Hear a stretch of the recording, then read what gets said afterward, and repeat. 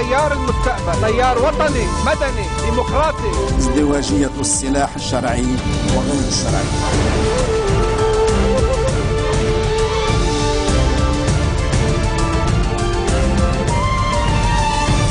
Good afternoon. It is Tuesday, August 13th. I'm Yumna Nofal, and these are today's headlines.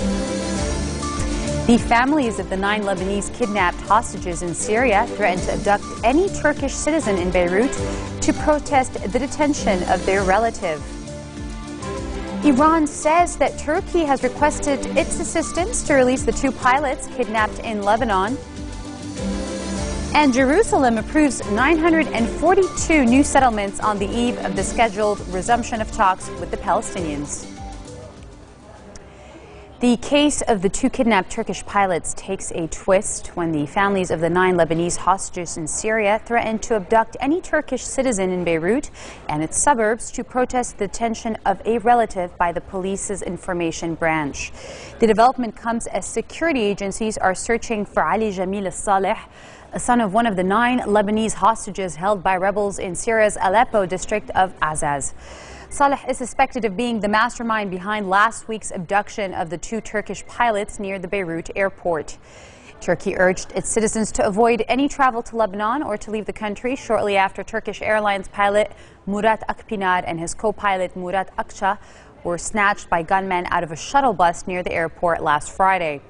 A group calling itself Zuwar al-Imam al-Ali Rida has claimed responsibility for the abduction, demanding in exchange the release of the 9 Lebanese who were kidnapped by Syrian rebels in May of 2012.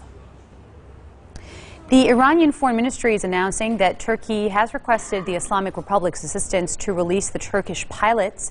Spokesman for the ministry, Abbas Arakshi, revealed that Turkish Foreign Minister Ahmed Davutoglu had contacted his Iranian counterpart Ali Akbar al-Salehi to make the request to find the pilots.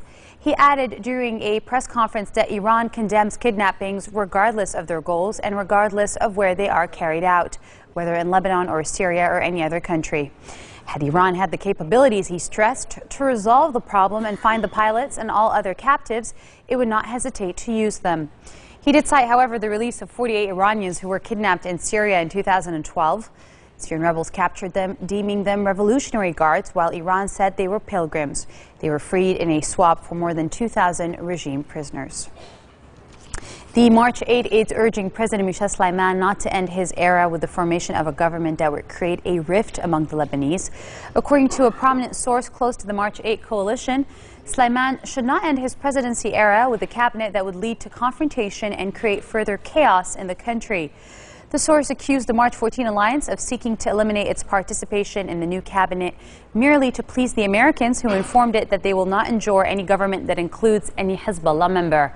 For his part, caretaker Energy Minister Gebran Bassil, who is a loyal to Free Patriotic Movement leader MP Michel Aoun, accused some parties of clearly aiming at eliminating the participation of certain sides from participating in the new cabinet.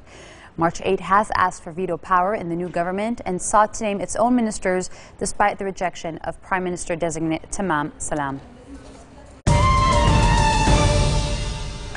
In entertainment news, Lebanese independent band Mashrou' Layla are making music they hope will change the Arab music scene. With their first crowdfunding project, where the band raises funds through the internet, they may have already made a difference to how non-mainstream groups can survive financially, raising nearly $66,000 for their project since the beginning of July. Since their formation in Beirut back in 2008, the band have developed a loyal fan base with their 2 albums. For the release of their 3rd album, they are relying directly on the support of their followers to fund the production and distribution of their work. The 7-member band say they spent almost 2 years writing songs for the album and then record the music in Montreal, Canada. With independent talents struggling to make it in the Middle East, Mashrou' Layla hope crowdfunding will offer non-mainstream bands the opportunity for success.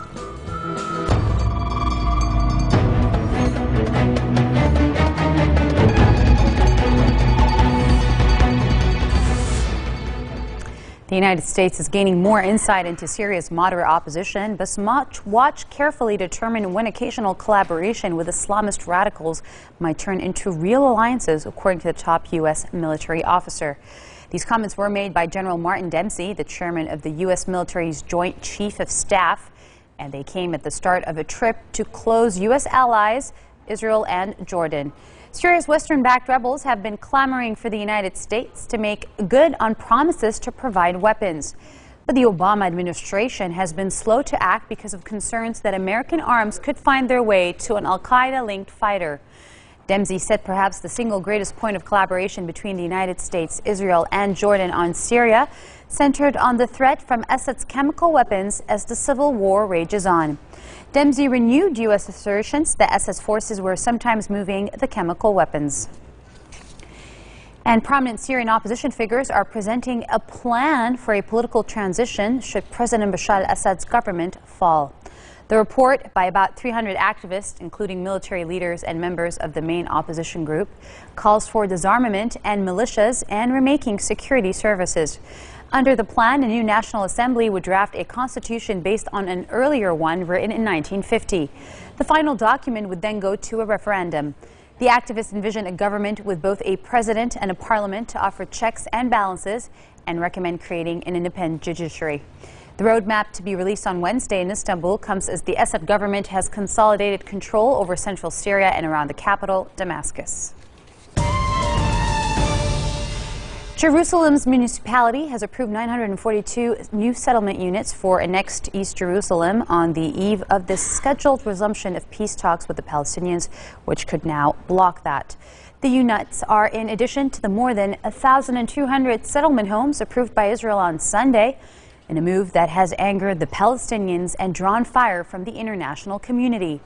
The last round of direct talks broke down when Israel refused to halt its settlement construction on occupied Palestinian territory. Israeli settlement watchdog Peace Now said the Jerusalem municipality was also mulling the construction of another 300 homes at a later stage.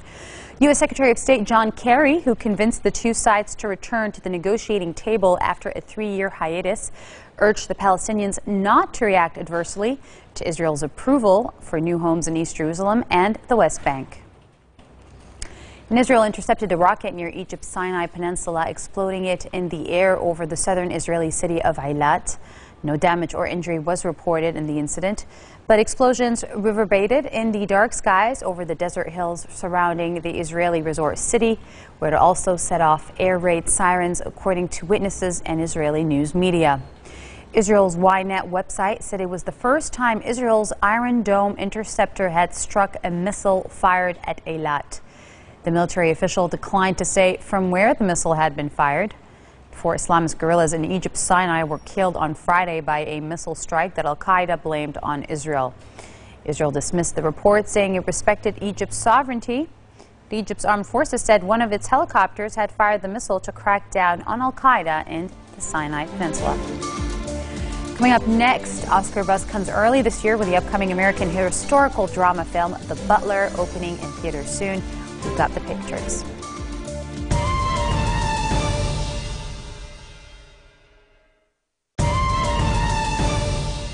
Egyptian police fired tear gas to break up clashes between supporters of ousted President Mohamed Morsi and residents of a central Cairo neighborhood. The clashes began when dozens of religious scholars affiliated with Morsi's Muslim Brotherhood entered the Ministry of Endowments and were ordered out by police. This all comes as Egyptian authorities postpone a move to disperse 2 Cairo sit-ins by supporters of Morsi to avoid bloodshed, as Morsi's detention is extended by 15 days.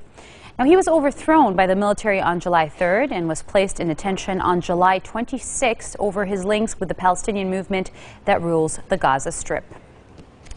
Attacks killed 5 people in Iraq, officials say, the latest in a surge in violence that security forces have failed to curb despite launching major operations targeting militants.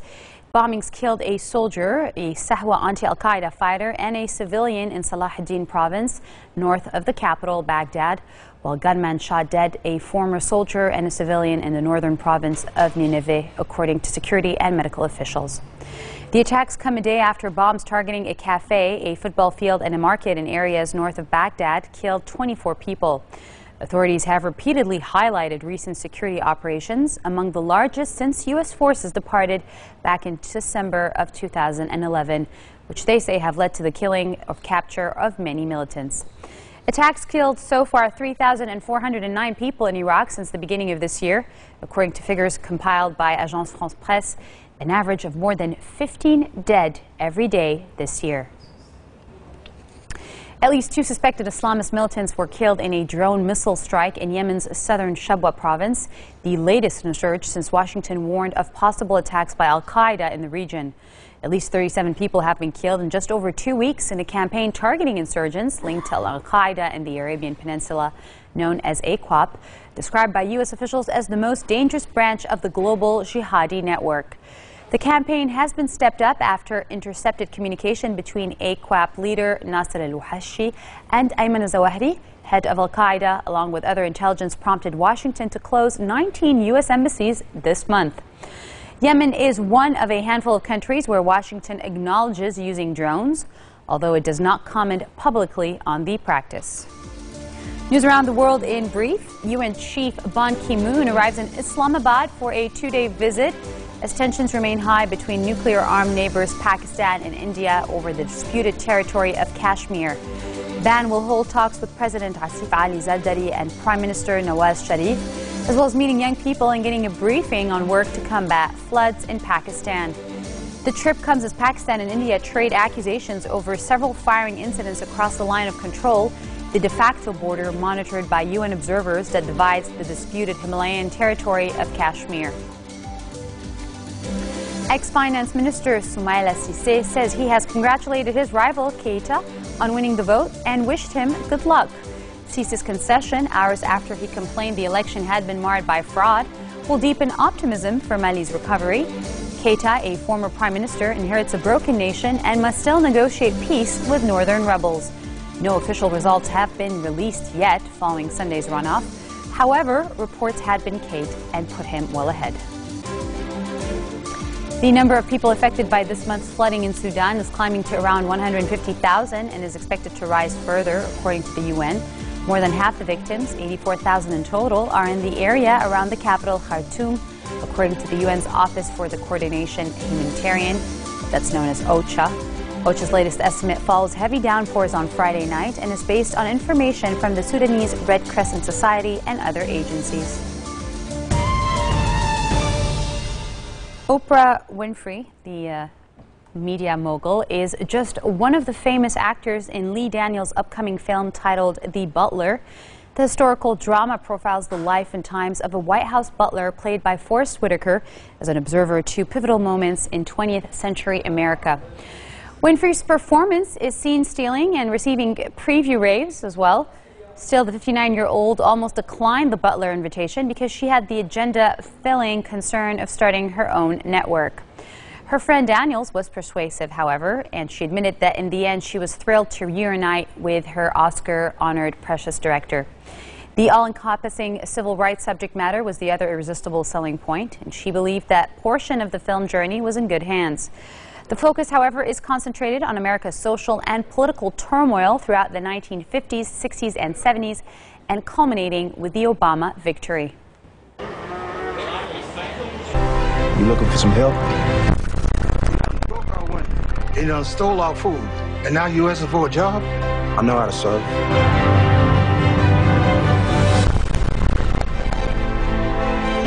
They say this new white boy's smooth. I'm thrilled to be working with all of you over the next 4 years. Dr. King. What did your daddy do? He's a butler. Young brother, the black domestic played an important role in our history. Something special is going on down here, Dan. This prison. I know your son is a freedom rider. Turn the bus! Everybody out! I never understood what you all really went through. You've changed my heart. There's this whole black power movement going on. We like to cut those sons of bitches. You know what they're gonna do to you? They're gonna kill you. This country treats us like dogs. Prison. You need to go. What? Get the hell out of the house! I'm sorry, Mr. Butler. I didn't mean to make fun of your hero.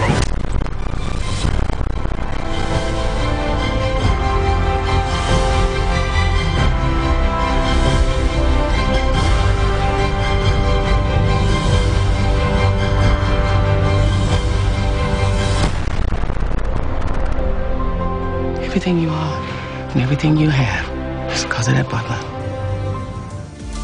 marks the end of our bulletin for today. Now for a reminder of our headlines. Families of the 9 Lebanese kidnapped hostages in Syria threatened to abduct any Turkish citizen in Beirut to protest the detention of their relative. Iran says that Turkey has requested its assistance to release the 2 pilots kidnapped in Lebanon. And Jerusalem approves 942 new settlements on the eve of the scheduled resumption of talks with the Palestinians. Those are your Tuesday headlines for this August. I'll be back tomorrow for all the latest at 4:20. Stay here.